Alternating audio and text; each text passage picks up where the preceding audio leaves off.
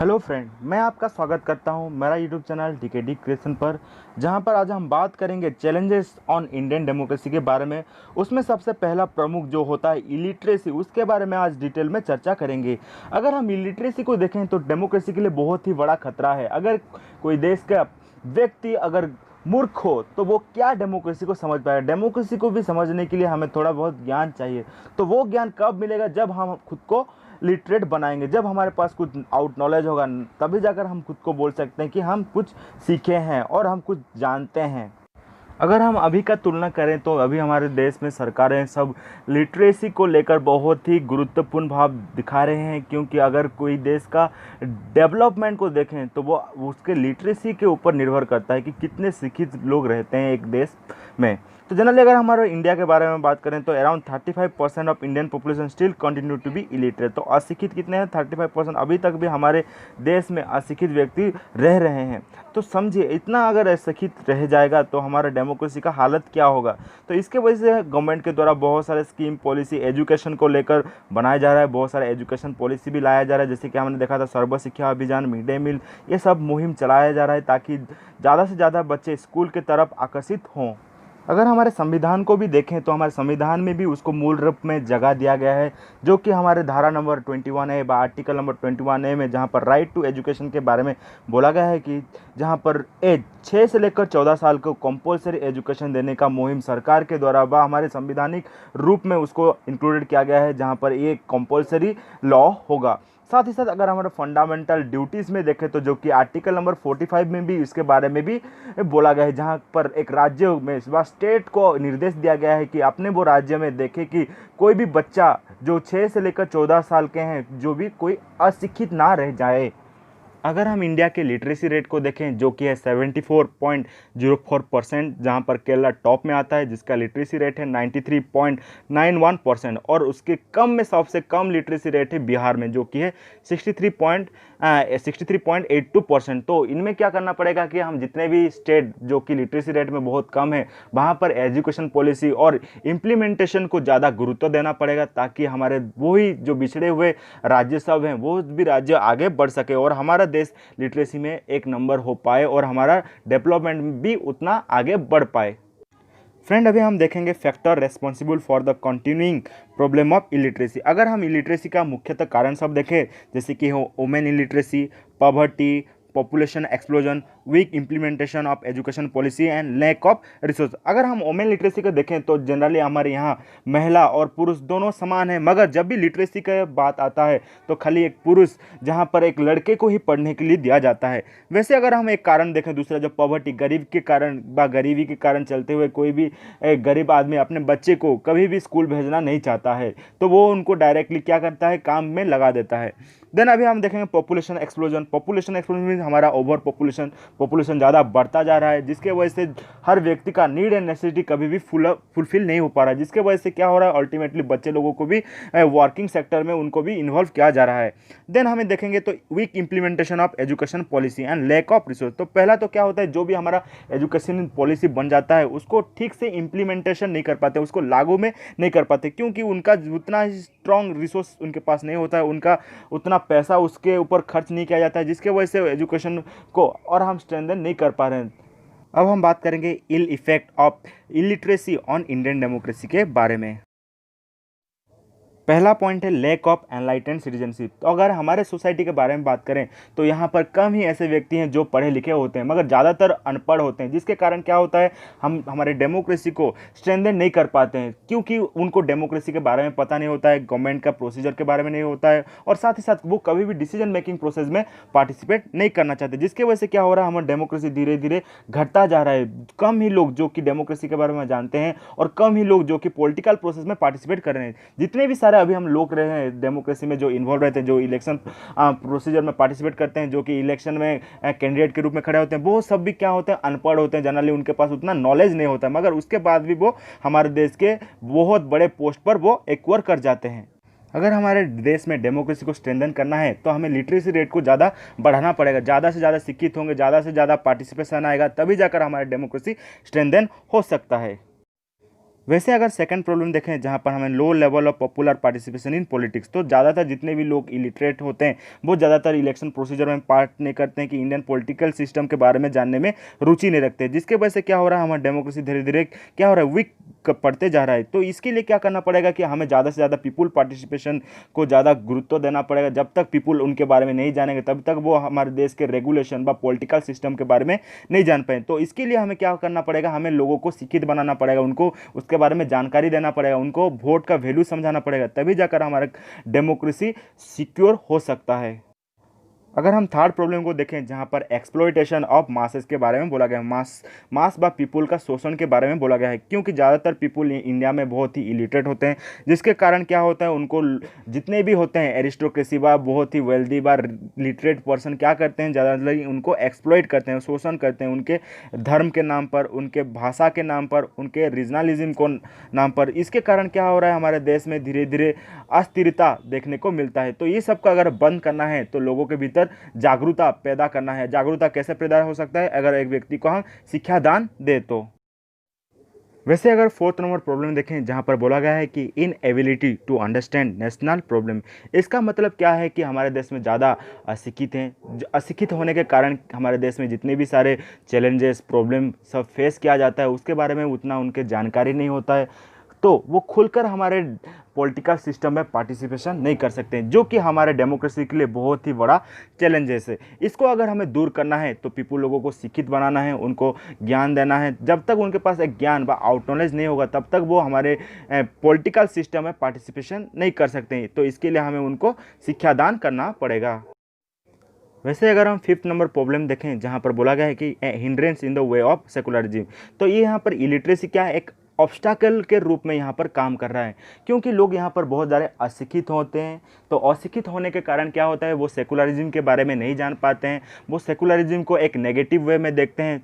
तो जिसके वजह से हमें क्या करना पड़ेगा, पहले तो उनको उसके बारे में समझाना पड़ेगा। तो ये समझाने का प्रोसीजर में हमें अगर उनको एजुकेशन दें तो तभी जाकर वो सेकुलरिज्म के बारे में समझ पाएंगे। तो सेकुलरिज्म को अगर हमें किसी व्यक्ति को समझाना है तो पहले तो उसको हमें एजुकेशन देना पड़ेगा। अगर एक व्यक्ति को हम शिक्षित बनाएंगे तभी जाकर इसके बारे में वो अच्छे से जान पाएगा कि सेकुलरिज्म क्या होता है और हमारे सेकुलरिज्म के कारण हमारे देश में क्या सब चीज़ हो सकता है बोलकर। तो इसके लिए हमें उसको एजुकेशन पहला देना पड़ेगा।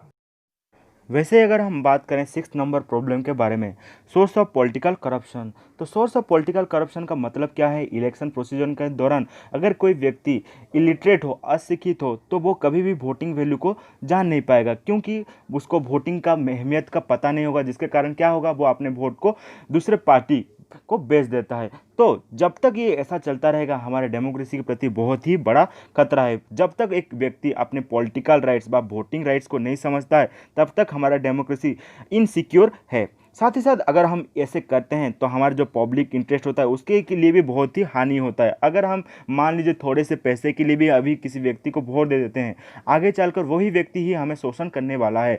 तो इसके लिए हमें पहले तो एजुकेशन को बहुत प्रायोरिटी देना पड़ेगा। जब तक हमारे पास एजुकेशन है तभी जाकर हम इस सब प्रॉब्लम को टैकल कर पाएंगे और हमारे डेमोक्रेसी को स्ट्रेंथन करने में हमारा योगदान दे पाएंगे। वैसे अगर हम देखें सेवन नंबर प्रॉब्लम में बोला गया है कि leads to the election of less able representative. अगर हमारे भारत देश के बारे में बात करें जहाँ पर इतने सारे अशिक्षित हैं, अशिक्षित के चलते हुए यहाँ पर क्या हो रहा है कि लोगों के पास अगर कोई भी रिप्रेजेंटेटिव पैसा लेकर आता है तो लोग ज़्यादा मोटिवेट हो जाते हैं और उनको पैसा के थ्रू क्या करते हैं, वोट दे देते हैं। मगर ये सब आगे जाकर उनको ही रिटर्न पे करना पड़ता है, वो नहीं जान पाते हैं, जिसके वजह से अनडिजरेबल जो कि योग्यता हासिल नहीं करता वैसे कैंडिडेट को वो चुन लेते हैं जो कि 5 साल तक उनको ही शोषण करते रहते हैं। इसके लिए क्या करना पड़ेगा, अगर हम उसको चेक करना है तो पीपुल को पहले तो हमें जागरूक बनाना पड़ेगा, उनको एक नॉलेज प्रदान करना पड़ेगा, उनको पहले एजुकेशन प्रोवाइड करना पड़ेगा ताकि वो राइट और रॉन्ग के भीतर डिफरेंस जान पाए और हमारे डेमोक्रेसी को स्ट्रेंथन करने में अपना योगदान दे पाएँ। वैसे और एक कारण देखें, वहाँ पर बोला गया है कि illiteracy leads to poverty which again leads to more illiteracy. तो इलिटरेसी के चलते हुए हमारे देश में गरीबी देखने को मिलता है, गरीब के चलते हुए और इलिटरेसी पैदा हो रहे हैं। तो जिसके वजह से क्या हो रहा है, हमारे क्रिमिनल रेट यहाँ पर ज़्यादा बढ़ जा रहा है, करप्शन ज़्यादा हो रहे हैं, क्रिमिनलाइजेशन को बहुत बढ़ावा मिल रहा है, social economy political life of the people भी बहुत ही ख़राब होते जा रहा है। तो इसके अगर हमें रोकना है तो पहले तो लोगों को शिक्षित बनाना पड़ेगा। साथ ही यहाँ पर बोला गया है कि role of money in politics has been the direct result of illiteracy and poverty. तो यहाँ पर इलिटरेसी और गरीबी के कारण चलते हुए यहाँ पर मनी का पावर ज़्यादा इलेक्शन के टाइम में ज़्यादा बढ़ जाता है। तो अगर इसको हमें चेक करना है तो हमें लोगों को शिक्षित बनाना पड़ेगा, उनको एजुकेशन का महत्व के बारे में समझाना पड़ेगा ताकि वो डेमोक्रेसी में खुलकर आके पार्टिसिपेट कर पाएँ। वैसे और एक प्रॉब्लम के बारे में बात करें जहाँ पर source of conservatism and under development के बारे में बोला गया है, जहाँ पर एजुकेशन को एक नेगेटिव कॉन्सेप्चुअल माइंडसेट में लिया गया है। एजुकेशन से क्या होता है, कुछ नहीं होता है, उनका ऐसा थिंकिंग होता है। वो सोचते हैं कि एजुकेशन पाने से क्या हमें रोटी खाने के लिए मिलेगा क्या, तो वो उनका उस तरह का सोच होता है। तो वो कभी भी एजुकेशन के वैल्यू को नहीं समझ पाते हैं। उनका माइंडसेट बहुत ही कंजर्वेटिव होता है, वो ट्रेडिशनल माइंडसेट रखते हैं जहाँ पर वो एजुकेशन को उतना गुरुत्व नहीं देते हैं। तो यहाँ पर क्या होता है कि लोगों का ये भाव हमारे डेमोक्रेसी को बहुत ही वीक बना लेता है। इसके लिए हमें क्या करना पड़ेगा, लोगों को पहले समझाना पड़ेगा कि अगर एक व्यक्ति एजुकेटेड होता है तो उसके पास अगर नॉलेज होता है तो वो बहुत सारा चीज़ कर सकता है। पहले तो वो रोजगार के लिए एबल हो पाता है, सक्षम हो पाता है, साथ ही साथ वो अपने आस पड़ोस के लोगों को भी शिक्षित बना सकता है। तो एक एजुकेशन एक मीडियम है जिसके थ्रू हम सब चीज़ को अचीव कर सकते हैं और हमारे राइट्स और हमारे हक के बारे में हम जान पाएंगे। तो इसके लिए क्या करना पड़ेगा, हमें एजुकेशन को मोस्ट प्रायोरिटी देना पड़ेगा। वैसे और एक प्रॉब्लम है role of ignorance. Role of ignorance में ज़्यादातर क्या होता है कि लोग अपने अशिक्षित के चलते हुए जो एबुल पर्सन होते हैं, एबुल कैंडिडेट, उनको जान नहीं पाते हैं, उनको चुन नहीं पाते हैं, जिसके चलते हुए हमारे डेमोक्रेसी के लिए बहुत ही बड़ा खतरा होता है। तो अगर हम उसको रोकना है तो पहले लोगों को शिक्षित करना है और ज़्यादा से ज़्यादा लिटरेट पर्सन को सबको इलेक्शन प्रोसीजर में उनको पार्टिसिपेशन करने देना है और साथ ही साथ उनको ही चुनकर आगे बढ़ना चाहिए ताकि वो हमारे देश को आगे बढ़ाने में बहुत बड़ा मदद कर सकते हैं। साथ ही साथ हमें यहाँ पर पॉलिटिकल करप्शन को चेक करना है, देन मनी मसल पावर को रोकना है। तो पहले लोगों को ये सब के बारे में, डेमोक्रेसी प्रोसीजर के बारे में, इलेक्शन प्रोसीजर के बारे में पूरा फुल जानकारी देना पड़ेगा कि एक व्यक्ति अगर एक वोट देता है तो उसका वैल्यू कितना होता है। जब तक वो एक व्यक्ति अपना वोट वैल्यू को नहीं समझ लेता है तब तक हमारे डेमोक्रेसी ऐसे क्या वीक पड़ता रहेगा। तो इसीलिए हमें क्या करना पड़ेगा, हमारे डेमोक्रेसी में हमें एजुकेशन को इतना स्ट्रेंथन कर देना चाहिए ताकि लोग ज़्यादा से ज़्यादा एजुकेशन फील्ड में आकर पार्टिसिपेट कर सकें, ताकि उनके पास एक आउट नॉलेज हो अपने सरकार के प्रति, अपने पॉलिटिकल सिस्टम के प्रति, ताकि वो खुलकर डेमोक्रेसी व पॉलिटिकल पार्टिसिपेशन में खुलकर आकर अपना योगदान दे पाएँ। वैसे और एक प्रॉब्लम देखें जहाँ पर illiteracy check the formulation of healthy public opinion. क्या होता है, ज़्यादातर इलिटरेट होते हैं जो कि हमारे पॉलिटिकल सिस्टम को समझ नहीं पाते हैं, हमारे प्रॉब्लम सब जो भी हमारे देश में जितने भी सारे प्रॉब्लम विपदा का सामना किया जाता है उसके बारे में समझ नहीं पाते हैं, जिसके वजह से क्या होता है वो खुलकर आकर हमारे डेमोक्रेसी के में डिसीजन मेकिंग प्रोसेस में वो ज़्यादा पार्टिसिपेशन नहीं कर पाते हैं। वो नहीं जान पाते हैं कि क्या होता है हमारे डेमोक्रेसी, उसमें हमारा योगदान क्या होता है, जिसके चलते हुए क्या होता है हमारे बार बार हमारे डेमोक्रेसी वीक होता रहता है। तो जिसके वजह से क्या हो रहा है कि हमारे देश में ये अस्थिरता बढ़ता जा रहा है, जिसके वजह से हमें देश में वो और अधिक इलिटरेसी बढ़ता जा रहा है। इसके लिए क्या करना पड़ेगा कि लोगों को हमें ज़्यादा से ज़्यादा एजुकेशन प्रोवाइड कराना पड़ेगा ताकि वो उसके बारे में जान पाएँ। एट लास्ट मैं कंक्लूजन में ये कहना चाहता हूँ कि लिटरेसी क्या है, एक वेपन है। तो जिस वेपन के चलते हुए आप क्या कर सकते हैं, बहुत सारे सोशल इनइक्वालिटी को रेस्ट्रिक्ट कर सकते हैं, अपने राइट्स के बारे में समझ सकते हैं, अपने हक के बारे में लड़ सकते हैं अगर आपके पास नॉलेज है। साथ ही साथ आपके पास अगर नॉलेज होगा तो हमारे देश के तरक्की में भी आप योगदान दे सकते हैं। हमारे देश के आर्थिक स्थिति, हमारे सोशल स्थिति सबको सुधारने में आप बहुत बड़ा योगदान दे सकते हैं। इसके लिए क्या करना पड़ेगा कि आपको अपने देश में लिटरेसी रेट को ज़्यादा बढ़ाना पड़ेगा। आज जितने भी हम डेवलप कंट्री देख रहे हैं वो सब कंट्री ने लिटरेसी को मोस्ट प्रायोरिटी दिया था। लिटरेसी के चलते हुए ही उनका कंट्री आज इतना डेवलप और इतना ही समृद्धिशाली देश बन पाया है। तो इसके लिए हमें लिटरेसी को मोस्ट प्रायोरिटी देना पड़ेगा, जिसके वजह से क्या होगा कि हमारा देश आगे बढ़ पाएगा। तो इसका दायित्व तो सरकार के ऊपर रहता है कि सरकार बहुत ज़्यादा से ज़्यादा एजुकेशन पॉलिसी लेकर आए ताकि ज़्यादा से ज़्यादा लोग एजुकेशन फील्ड में एक्टिवली पार्टिसिपेट करें, उनमें जाकर अपना योगदान दे पाएँ ताकि हमारा देश एक अच्छा प्रगतिशील देश बन पाए।